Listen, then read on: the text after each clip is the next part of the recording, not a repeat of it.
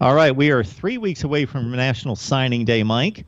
The Tennessee Vols coming off that 9-4 campaign, which ended well, certainly began well. There were some rough patches in the middle, some that we expected, i.e. Alabama, some other ones that we did not. And after defeating Florida, felt that they would win the SEC Eastern Division Championship. It didn't happen.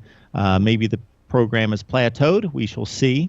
But your thoughts and quick look ahead to the Vols in 2017. Yeah, it was a very cathartic season. Big wins against Florida and Georgia, of course, undefeated at that point. Close loss to A&M. Then we got bludgeoned by Alabama. But really the lowest point of the season was after the bye week, coming out, going to South Carolina, and losing to South Carolina. Just a horrible loss there. You never want to lose to Vanderbilt. That was a bad loss. The loss to South Carolina was a horrible loss. Inexcusable. Absolutely inexcusable. Finished strong with a win against a Big Ten West team. 3 years in a row, Tennessee has bludgeoned a Big Ten West team in a bowl game.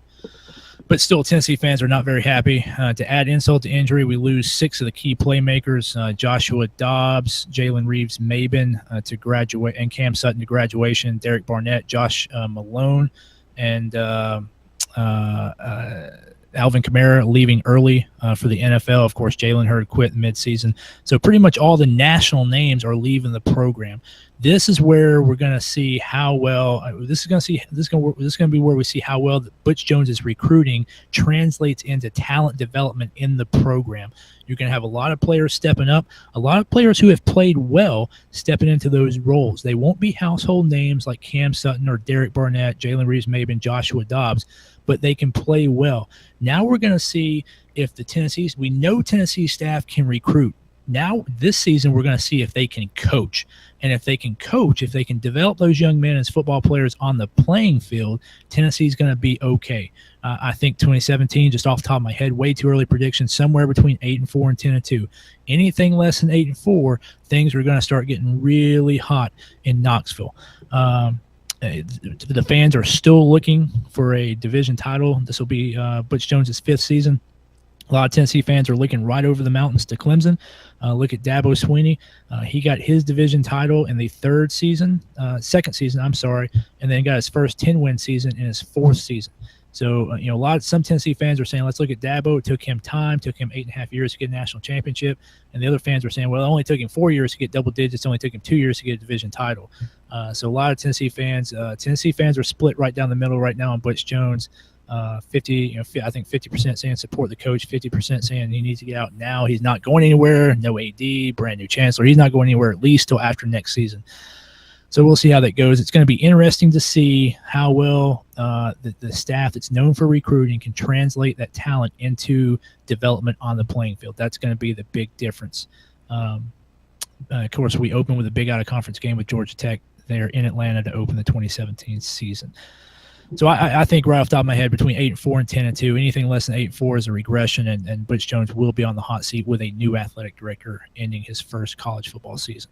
I was going to say big non-conference game there with a bit of a smirk on my face, but our next guest, Joey Weaver from the Rumble Seat, who covers Georgia Tech, may never appear on the show again. But I'm going to challenge you just a bit, Mike, on that big game from the ACC. Georgia Tech did go 9-4, but that was with a bit of smoke and mirrors. I think they've got a solid program and bounced back from 3 wins the previous season. It'll be a tough game, but something Tennessee should be able to handle. I mean, Georgia Tech beat 3 SEC East teams, Kentucky, Vanderbilt, and Georgia this year. One of those teams beat Tennessee.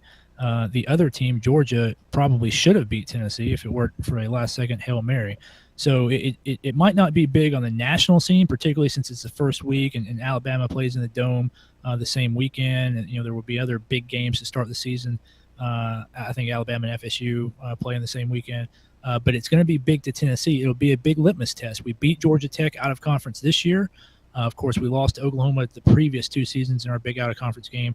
And when you're playing and when you're Butch Jones' team and you're playing in the SEC and you're trying to get over that hump and you're trying to win a division title, obviously the out-of-conference game doesn't matter in the standings, but it matters with the perception of the fan base.